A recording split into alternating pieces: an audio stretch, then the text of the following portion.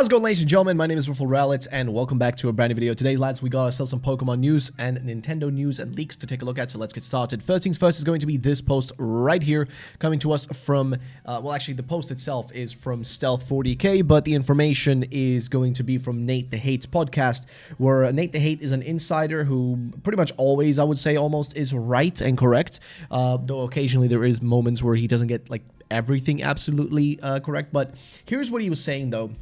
So during the podcast, he said that there's going to be no general Nintendo Direct. So that's talking about like a normal Nintendo Direct. Like think just, you know, a regular Switch 2 Direct or something like that. Not like an Indies one or whatever. A normal Direct will not happen until June 2026, which is weird because like usually we should have had one this, like the month of March. There should have been one in the month of March, but we didn't get that, which is a little concerning, right? It was a little concerning, but then the thought process is, oh, maybe April. But I'll be honest, it's weird. It's a little weird. It's a little weird we don't have anything yet. I don't know, man. It's a little scary. I'm not gonna lie. It's a little scary that we don't have any sort of, you know, any Direct until June, if this is true. The next thing, though, is that there's supposed to be a new Star Fox game coming to the Switch 2 in the summer 2026, a classic style, which actually makes sense because we just got Star Fox revealed for the upcoming Mario Galaxy movie, which is really weird and surprising. Like, I think a lot of people got caught off guard by that. That actually just got revealed, so we got that too. And then also, they talk about the visuals being very good. There's an online multiplayer option and might be revealed within the next month. Then they talk about summer 2026 is going to have Splatoon Raiders, Fire Emblem Fortune's Weave, Rhythm Heaven Groove, and Switch Sports. So there you go. Then, Pikmin 4 Switch 2 edition planned for 2026. Ocarina of Time remake, this is a big one. Ocarina of Time remake for Switch 2 coming in the second half of 2026, which would be pretty large, pretty big. And no 3D Mario in 2026, but it's coming in 2027. And the Duskblood's coming later in 2026, which doesn't really tell us much, but there is that. So yeah, again, it's a pretty big post. There is a few other people that posted as well.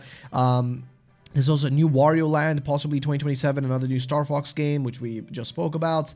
Mario Kart World DLC postponed to 2027. Super Metroid Remake will have a pixel art style. Mercury Steam is indeed working on Metroid 6, but it will not be out until 2026. Ocarina of Time Remake will not be based on the 3DS version. And then, yeah, two Star Fox games, one classic and the other one adventure game. So a classic Star Fox game, which I guess would just be you flying the ship, and then an adventure one would be more akin to like a Mario game or something like an adventure game, right? Like, just, you know, think God of War. I'm not talking like actual God of War in terms of graphics or anything, but in terms of, it's more an action adventure game, I would assume, right? But yeah, it is pretty huge. It's crazy, like some of this stuff. And apparently, according to a former Nintendo marketing lead, Nintendo is apparently absolutely furious about the recent leaks, which is interesting.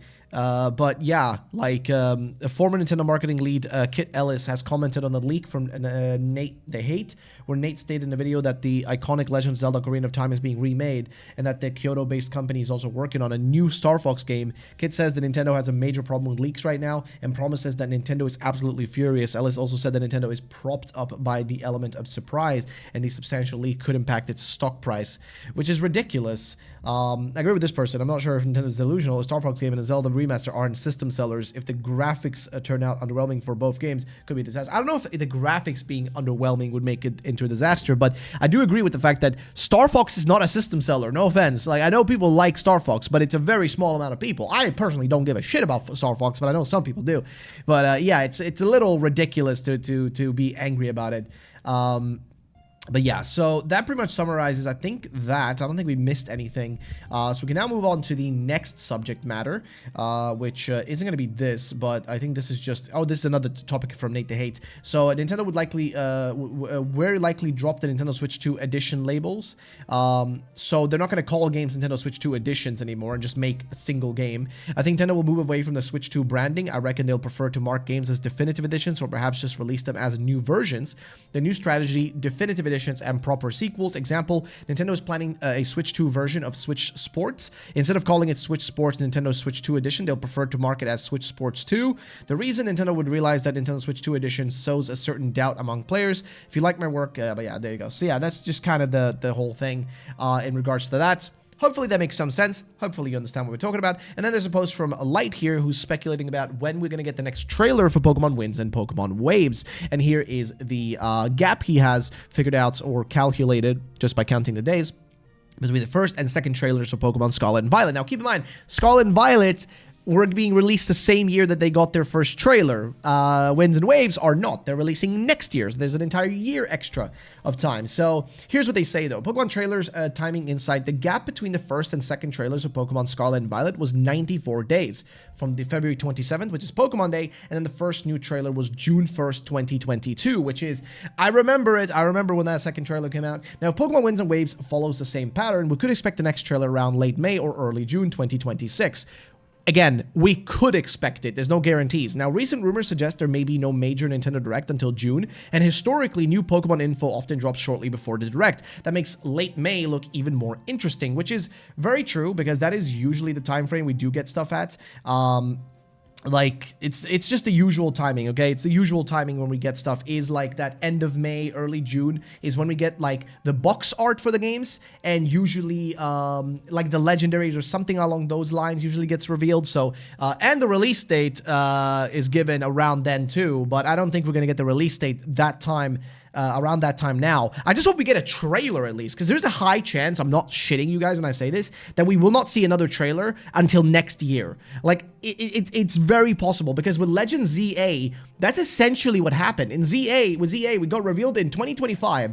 If you guys remember, 2024. In 2024, we got ZA trailer, like the actual reveal of the game, and then nothing else in 2024, and then in 2025, they finally gave us another trailer and some actual gameplay and shit. Or actually, no, we did get the ZA, like, we did get some ZA stuff, okay? We did get some ZA stuff, but generally speaking, we didn't get, like, any massive trailer or anything like that. Like, I'm just hoping we get something, okay? Like, I hope we just get something. That's all I'm gonna say. All right, and the next thing we have is actually gonna be, well, kind of in a similar vein, I guess, and this is from Soul Silver, who says that it's finally time to talk about this. Whether you believe it or not, Pokemon Winds and Waves was delayed internally. Now, and whether or not that report on Nintendo cutting back production of Nintendo Switch 2 units was true, there is actually been a report, and I think it is true. There's been an no usual early year news / Nintendo Direct and first-party plans in sight, which is true, as we just saw with the information from Nate the Hate, that there will not be a Nintendo Direct until June. Okay, think about this. That means there is no regular Nintendo Direct for the first half of this entire year, essentially, which is a long time, okay? Nothing in March, practically nothing in February. I mean, we've just had nothing. But yeah, so it says, on top of all this, just today, Sony drastically raised all of its PS5 prices. Now, I don't think this is all coincidence. I've had my suspicions, but now I am truly starting to believe that Winds and Waves' delay has more to do with whatever is going on with Nintendo and the tech industry than Game Freak needing more time to make Gen 10 better than Scarlet and Violet. Now, I don't know if that's necessarily true, but I wouldn't be surprised if there is, like, I think it's a percentage of the reason. I don't think it's the entire reason being, like, you know, the current RAM shortage and everything. You know, obviously I'm not doing quotation marks because RAM shortage is real. It is happening. It's not like a fake thing. But yeah. Now, going on, fans will keep saying that Winds and Waves is coming 2027 because Game Freak wanted more time to cook, which I disagree. I actually agree that with him here, that I don't think that's the case. I think people are mistaking this idea of, like, just because the game is taking longer to come out, that for some reason means that they're actually spending all that time adding more content and making the... I mean, what you saw in the trailer is what you're gonna get. You're gonna get maybe slightly better looking things in the final product, but overall, what you saw in the trailer, that's gonna be the final product, right? But obviously with more content and Pokemon and things to do and stuff, you know. But, yeah, I don't know, man. And he says here, and while that might be a benefit of the delay, I think the delay was a decision that primarily came down from Nintendo wanting to wait until the market turns around, maybe for production to get cheaper or to give people more time to buy Nintendo Switch 2 in this economy, which maybe I think would make sense if that makes more sense. Now, this would mean there's an equal possibility that Game Freak have no intention of working on Winds and Waves more than they would have. And I think the game is probably going to be... I think the game is pretty much done at this point. Like, the overall product is done. And at this point, it's just ready to ship. Like, I don't think they're... Because at the end of the day, you have to understand...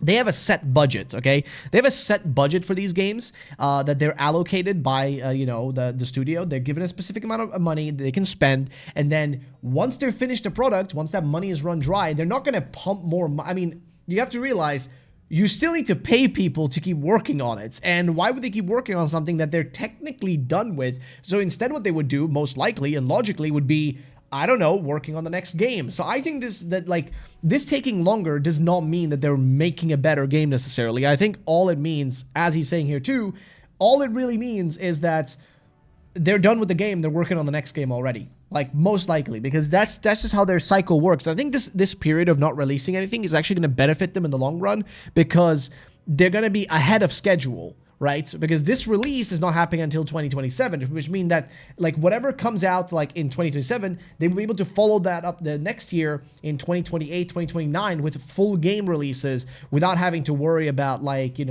needing extra time or whatever. I think what this has already really done is that now there is no excuse for Game Freak for any future Game Freak game, because they've been given that extra time now. They've been given that extra time to make sure there are no bugs, there is no lag, there is no issues. They've had that time now for future projects. Obviously, like I said, though, because they have a set budget and because they have a set amount of time to make these games, these extra years are not really extra time for them, because as soon as the game is done, as soon as the game is considered shippable, they're just going to start working on the next thing. The team is going to move on to the next thing, and a small team remains to just do maintenance work on the upcoming release. So yeah, but either way, it's also been heavily suggested that Winds and Waves delay was close to last minute. I'd speculate that this final decision was made at the earliest in December 2025 or January 2026. I'm saying this in hopes that maybe this means it wasn't pushed back all the way to holiday 2027. We'll see. Now, if you want some evidence and arguments of Winds and Waves being delayed, the timeline planned Game Freak documents. Yes, so there is a document that shows the actual timeline they had planned. But yes, the timeline that planned Game Freak doc literally showed that Winds and Waves was planned to release in 2026. Yes, that's true. A legitimate incredible leaker has also said it was a delay, and pretty much a pretty recent one too. And I personally have heard from some others too. The standard dev time and mainline game releases was 3 years, so Gen 10 should have released in fall of 2025, which is true. Instead, it got another whole extra year of development, so it coming out in year 2026 was already unprecedented without ZA included there. Now, it may end up being a 5+ year gap instead of the usual 3, which is sus. Now, 4. If 2027 was always the plan, why not release the ZA Mega Dimension DLC on Pokemon Day 2026 instead of rushing it out a month after ZA's release in 2025, which is true as well. Now, that could also be maybe to get like the earnings to be in that quarter or something, but I don't know. Now, if 2027 was always the plan, okay, so if Winds and Waves, the Winds and Waves trailer already looks like the game could be in an advanced state of development, unlike ZA's first reveal trailer 2 years before launch, which is true. Pokopia was also planned to be a spin-off, and they did not anticipate it would be so successful. Didn't make or send enough copies out, and essentially take the place of a Pokemon game for 2026. The truth is, many people knew the entire contents of Pokemon Day Presents weeks before the presents happened, and one thing that wasn't in question was the release date. Instead, everyone was shocked to see 2020. That was the one thing. Listen, we all knew it was going to be Winds and Waves. We knew the name. We knew the location. We literally knew what the character looked like, okay? We knew all of that. The one detail that none of us knew was that they were going to say it's going to come out in 2027. That's the craziest part. But yeah, all of this to say, could I be wrong? Something weird is going on, and I don't think Winds and Waves in 2027 isn't what fans think it is. Maybe Game Freak will use the extra time to make Winds and Waves the best, or maybe they will just move on to the next project, which I think is most likely the scenario, and who knows where this puts the actual release date at. And this was the original planned release date for Gaia, which is the code name for the project. It was supposed to be at the end of 2026, like October, November, that time frame, and the DLC would wait, hold up. Yeah, the release date would be there, and then DLC would be like sometime in 2027. But yeah, that clearly got pushed back. Here is the article in question about Switch 2 getting cuts. You can see from Takashi Mochizuki, who says Nintendo is cutting back Switch 2 production as the holiday season sales fell short on the company's internal projections. And here's the article. Apparently, no one trusts this journalist though, so I'm not putting too much stock in it either. It's just a little sus that this lines up with the silence from Nintendo right now, which actually would make sense. And of course, I was finishing up right time this dropped. Gonna listen to it all right now, but no Nintendo Direct until at least June 2026 screams that Nintendo have pushed everything back. Also, if next year is the big Nintendo year, maybe Winds and Waves come sooner than a holiday 2027. So yeah, it all kind of matches up into this weird thing of like, I don't know, man. The release date of this game is, I don't know. It's a bit weird. Like, they need something, okay? Like, listen, even the games that were mentioned, let's be real here. Even the games that were mentioned by Nate, like, you know, how do I say this? Like, even if we look at the list, right? Like, even if you look at the list here. So, what do we have? We have a Star Fox game. Well, 2 Star Fox games, apparently. A classic one and like a adventure one. That's at least what I understood. That's Star Fox. No offense, but it just doesn't feel like that's going to make a big splash necessarily. Like, I feel like a lot of people aren't going to be going and buying a Switch 2 just for that. Duskbloods is a big one. I know I'm buying Duskbloods day one because I am a big Souls fan, so I know I'm getting Duskbloods because it is exclusive to the Switch 2, and luckily I do have a Switch 2. But I know the average person cannot just buy it. I only have it because I can afford it thanks to sponsors and stuff like that. Otherwise, I wouldn't be buying it either, man. It's just too expensive. It is a weird time right now. It is a weird time. It's like the games that we know are coming are not really that crazy, and anything else during the Direct doesn't really... I don't know what else... Like, what else can they really show if there is no Mario game being announced? Like, no 3D Mario, because that's big for them. Mario games sell good. Mario is massive. A new Zelda game would be pretty large, but then again, Ocarina of Time remake, I guess that would be big. But again, if you've already played it and you don't necessarily... Like, again, it's like not a system seller. That's like the only issue for me. It's like it's not enough to sell an entire console. A console that, mind you, by the way, is like $500 in certain places and more in other, depending on the import cost and all that sort of shit. My main point is just this. None of this makes any sense, okay? None of this makes any sense. It's just weird. I don't know what project, like, what is it that what are they working on? They need something. They need something to, like, entice people to buy more Switch 2s, because I know the Switch 2 sold technically on paper, and at least its initial release, but since then, it's kind of been slowing down. They haven't been going around and bragging about it. I mean, the most recent report was like that it sold pretty decently during the December window, but it was like below the expected, like, you know, sort of like people are expecting insane sales, but it's doing okay. But realistically, the people that could afford it have afforded and bought it. The people that can't afford it still cannot afford it, okay? Most people are still going to be able to get it. Like, I'm thinking about the Switch 1. I remember I specifically waited until I had, like, a trip I was going to do to the US, and that's when I bought a Switch, because it was cheaper at the time to buy there by, like almost $100, okay? Almost $100 difference, because in Sweden, the prices of electronics are inflated by, like, insane amounts. I think, like, a Switch 2, I shit you not when I say this, I think a Switch 2 is, like... Let me see, shop Switch 2. Let me find you the price real quick. Because I think in Sweden there's just insane prices. Okay, insane prices for like a Switch console. Like as opposed to other areas. At least on release, I don't know what is now. 5.49K. So let's see what that is in USD, because you guys don't know euros. So that's like.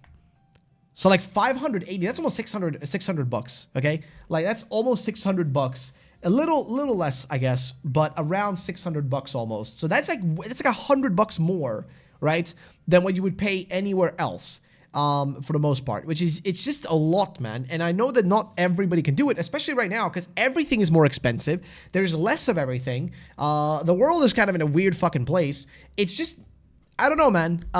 It's weird, but it's like if you want to entice people, if you want to give them a reason to spend money on this console, you need to convince them to get it. Also, and that's gonna sound stupid, because with this with the PlayStation, we know with the PlayStation that, like, you know, calling it the PlayStation 1, 2, 3, 4, 5 works for PlayStation.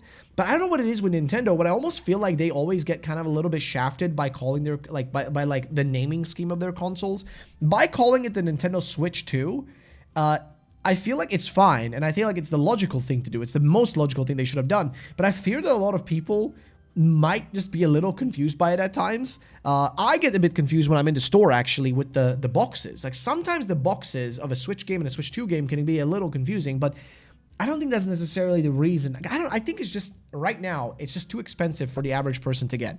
It's too expensive, and that's probably the reason. But the next thing we're going to talk about is, again, if you guys do not know this, there is this picture and also this message inside of Pokemon Pokopia, which mentions a Shellos that changes its color and appearance based on its diet and the environment it lives in. We're researching day and night in an attempt to create a heretofore unknown yellow Shellos. And then there's this picture with two Shellos, the normal ones, the normal colored ones, you know, the pink and the blue one, but then with a bunch of pink, yellow stuff, sorry, in the background, with the Pikachu yellows, the flowers are yellow, the clock is kind of orangish yellow, the boxes are yellow, everything is yellow, even, it's like a citrus berry? Everything is yellow in this room. So here's what he says: a preset in-game picture of entirely yellow room with east and west sea Shellos, looking at a fruit that always kind of reminded me of an egg. I mean, it kind of is this an egg, or I guess it's not a. I thought it was a citrus berry, but I guess no. I guess it's not. Is it an egg? It might be an egg. Yeah, I'm 95% sure that a yellow Shellos or Gastrodon will be a new form in the Pokopia DLC, and will probably later be transferable to Pokemon Winds and Pokemon Waves.